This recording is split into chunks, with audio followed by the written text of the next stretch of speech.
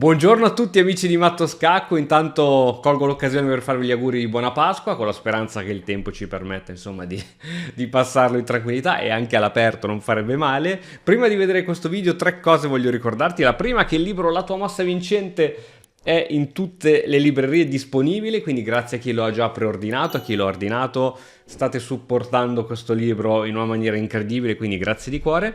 E la seconda che in occasione di Pasqua sia i videocorsi di Matto Scacco che le scacchiere sono in sconto. Ti lascerò poi il link qui sotto, quindi non devi andare a cercare nulla. Praticamente col codice sconto Pasqua20 hai il 20% di sconto su tutti i videocorsi di Matto Scacco e col coupon Pasqua10 hai il 10% di sconto su tutte le scacchiere, orologi, materiale scacchistico. Comunque ti metterò poi qui sotto tutti i riferimenti. Ma adesso andiamo alla partita. Partita tra Mikhail Tal, il mago di riga, colui che era in grado di trovare e fare sacrifici anche dove veramente non c'erano. E non sempre questi sacrifici erano corretti, ma scacchi è anche un gioco psicologico. A volte è un po' come il poker, si bleffa, no? E l'abbiamo visto anche nell'ultima finale per il campione del mondo, anche quella precedente, perdono, anche quella tra Ding Liren e Nepomniachtchi, anche lì c'erano stati alcuni bluff. E dall'altro lato chi c'è? C'è un maestro da 2200 punti, quindi non un principiante, e vedremo come Tal riuscirà, giocando bene, ma soprattutto sfruttando anche le imprecisioni dell'avversario, a chiudere la partita in pochissimo tempo. Andiamo. Pedone 4 per Tal, una delle aperture che porta poi generalmente a un gioco molto aperto, aggressivo. C5 difesa siciliana, ma com'è possibile che il bianco riuscirà a spazzare la difesa siciliana in 15 mosse? In genere considerata una delle migliori. Cavallo F3, cavallo C6, fin qui tutto nella norma. Alfiere B5 e attenzione ad alfiere B5 perché può portare problemi, è una di quelle diciamo anti-siciliane che dà noia. Prende il nome di Rossolimo per il bianco e in genere il nero cerca di evitarla questa perché è veramente fastidiosa.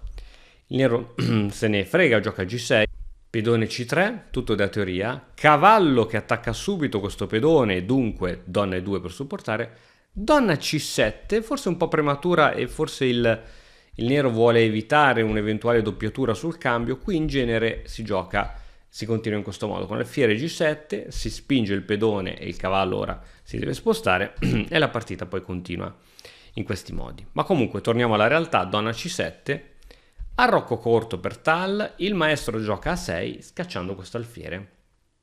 In stile partita spagnola B5 il nero prende spazio ed è pronto anche a fianchettare l'alfiere Campochiaro. L'alfiere va in C2 proprio veramente in stile partita italiana e adesso uno si aspetterebbe una mossa come alfiere G7 o alfiere B7, ma arriva C4. E qui chiaramente siamo, se non erro, negli anni 70, cui è stata giocata questa partita. Dagli anni 70 ad oggi sono passati più di 50 anni, la teoria degli scacchi si è evoluta tantissimo e quindi un maestro da 2200 punti ci sembra strano che oggi faccia una giocata di questo tipo. Bene, benché il nero qui prende spazio, perché prende spazio? Perché questa che ti sto evidenziando è la metà campo del bianco, il nero va a invadere la metà campo del bianco, quindi ha preso spazio, si dice. Quando un pedone supera la metà campo prende spazio, ma è anche vero che il nero non ha risolto tutti i suoi problemi di sviluppo. Ricordiamoci sempre, prima di avventurarci in cose incredibili, a meno che non siamo già dei grandi maestri, ma non sareste qui a vedere il video a questo punto, è meglio prima completare lo sviluppo, arroccare, sai quelle cose che dicono i principi delle aperture? Ecco, arrocca e fai tutto e poi fai le cose che credi siano giuste. E infatti arriva subito la punizione, poiché questa struttura che ti sto evidenziando è diventata una struttura rigida. Allora, quando i pedoni possono essere ancora spinti, non è rigida, ma quando tu crei una roba di questo tipo si dice che la struttura è diventata rigida, e quando la struttura è rigida vuol dire che puoi attaccarla facilmente e il tuo avversario non può fare granché per evitarlo. Perché? Perché se ora io voglio evitare questo cambio con una spinta, perdo il pedone C4, quindi per questo è rigida, e ora ovviamente si minaccia cattura e perdi la torre. Il nero Anche alfiere B7 qui andava bene come situazione, ma il nero preferisce giocare torre B8 e quindi arriva cambio, cambio. E guardiamo un pochettino, adesso il bianco ha la colonna aperta, quindi vedi che già piccoli vantaggi iniziano a saltare fuori. Se dobbiamo insieme andare a valutare questa posizione, scegliere con quale dei due giocatori giocare, io preferirei giocare col bianco. Perché? Perché ha già roccato, perché presto prenderà spazio, perché ha una colonna aperta, perché il mio avversario ha ancora il re al centro con un attacco a raggi X della mia donna. Insomma, tutte queste piccole cose sono quelli che vengono chiamati dei vantaggi dinamici, cioè un vantaggio di sviluppo, un miglior posizionamento dei pezzi, il controllo di una diagonale, di una colonna, eccetera. Il vantaggio dinamico è tale nel senso che può anche scomparire. Se adesso il bianco inizia a fare una serie di mosse inutili, re H1, re G1, re H1, re G1, il nero si sistema e questo vantaggio dinamico va a scomparire. Il vantaggio statico invece è quel vantaggio per esempio di materiale. Ho un pezzo in più, è un vantaggio chiaro che mi porto fino alla fine. Chiaro, se non faccio cavolate. Qui Tal gioca D3, mossa leggermente imprecisa, si avrebbe ottenuto lo stesso risultato, ma più corretta era D4. D4 prendi il centro, prendi il centro e sei pronto anche a spingere. È ovvio che qui il nero avrebbe catturato con la presa al varco e quindi ottieni poi lo stesso risultato di D3, nel senso che il nero cattura, ma era leggermente più precisa. Attenzione che ora si minaccia la cattura e dopo cattura il nero perde un pedone, ma ci sono troppe altre alternative. Allora qui l'alternativa migliore è sicuramente la cattura, che non è la mossa che viene giocata in partita. Il nero cerca di tenere in qualche modo questi pedoni avanzati con D5 e questo è il secondo e direi ultimo errore o imprecisione del nero. Ok, allora se questo pedone D5 era per esempio sostenuto da un E6, grandi problemi non me ne sarei fatti, ma dato che questo pedone E5 in realtà cade e al suo posto poi arriva un pezzo e quindi non un altro pedone, il problema c'è perché dopo questa, ed è così che va in partita, c'è anche un cavallo sotto e attenzione che adesso il cavallo va in B6 minacciando la regina. Tal sposta la regina in F4 e il nero abbandona alla 15ª mossa. Ora spieghiamo perché il nero abbandona nonostante abbia solo un pedone in meno. Se andiamo a contare abbiamo 5 pedoni per il bianco contro 4 del nero.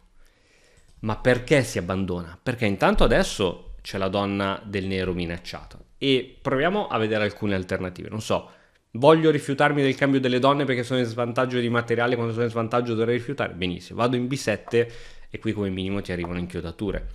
Vado in D7 o in D8 o in D6 come mi evidenzia, no in D6 è sempre il cambio, D7 o D8 ti arriva torre di 1. Accetto io il cambio? Bene. Aiuti il bianco a sviluppare un pezzo e a prendere tempo. Per esempio la torre si toglie, ma la torre si toglie e dopo il cambio il cavallo è andato in una posizione estremamente passiva e quindi si perdono ancora tempi e il bianco ha sempre mosse attive che gli permettono di sviluppare i pezzi e di attaccare. Ora una mossa sicuramente di questo tipo è interessante, ma potrebbe arrivare anche cavallo e5 con pressioni infinite e qui credo che si perda anche un pezzo, per esempio questa qui ci sono vari attacchi particolari, quindi come vedi ovunque si muova il nero fa delle cavolate. Credo di aver analizzato tutte le possibilità del nero, quindi che cosa succede se toglie la donna, se cattura. Quindi come vedi non ci sono troppe alternative, abbiamo visto tutte le mosse di donna. Per esempio proviamo un torre B7 che difende la donna, ma qui è il bianco che va a cambiare e ancora una volta il nero qui ha sempre delle mosse attive, no? Si attacca la torre si deve spostare, non so, va in D7, ma su D7 arriva alfiere 4 attaccando il pezzo sospeso, alfiere B7 sviluppando, cambio dei pezzi e qui arriva cavallo in E5 con un bellissimo doppio, con torre D6 ovviamente. Ora dopo il cambio la torre può riprendersi il pezzo, ma arriva torre 6 giocando appunto sull'inchiodatura. La torre è sospesa, il cavallo è sospeso, re di 7 per cercare di tenere la torre, ma come vedi il bianco riesce sempre ad attivare i propri pezzi con grande facilità, con un grande gioco, e non dimentichiamoci che il bianco ha poi, per finire in bellezza, ciliegina sulla torta, 2 pedoni passati. Quindi se andiamo a mettere insieme tutti questi piccoli pezzi del puzzle, vediamo che il vantaggio dinamico, statico perché il bianco ha un pedone in più, ma il vantaggio dinamico del bianco è così forte che la resa da parte del nero è stata probabilmente la mossa migliore. Qui se andiamo a attivare il motore arriva quasi più 3 per il bianco, più 3 come se avesse un pezzo pieno in più, come se avesse un alfiere in più, un cavallo in più, perché è veramente una situazione scomoda se non impossibile da giocare per il nero. Il nero come avrebbe potuto salvarsi da tutto questo disastro? Qui semplicemente avrebbe dovuto lasciare, allora, o la cattura, oppure avrebbe dovuto lasciare, diciamo, per, non so, alfiere G7, così finalmente arrocco, ok, cattura. Va bene, il bianco ha un pedone in più, però dopo arrocco ora la situazione è ben diversa. Ok, il bianco ha sempre un pedone in più, ma intanto questi non sono 2 pedoni passati, ma ne è solo uno, che è il pedone in B. E adesso la partita è giocabile, adesso prima o poi questo alfiere se ne andrà fuori dalle scatole, non so, D6, alfiere 6, le torri andranno in comunicazione e la partita è più giocabile per il nero. Quindi a volte, e ovviamente mi ci metto anch'io dentro, per cercare di tenere tutti i pedoni e non sacrificare nulla e non stare con il peso di stare staticamente peggio, a volte andiamo veramente a rovinarci totalmente. Quindi a volte dare quel pedoncino ti può salvare e tenere una posizione più ricca anche di sorprese per te, perché in questa posizione qui il nero ha veramente pochissime idee da fare. Ragazzi, fatemi sapere con un commento qui sotto cosa ne pensate. Tal ha giocato bene in maniera precisa, non ci sono stati i suoi soliti mega sacrifici, ma ha saputo sfruttare tutte le piccole imprecisioni da parte del nero. Quindi questa è stata la prima imprecisione, questa spinta del pedone in C4, e andando avanti la seconda imprecisione è stata la spinta del pedone in D5, quindi 2 spinte che gli sono costate la partita.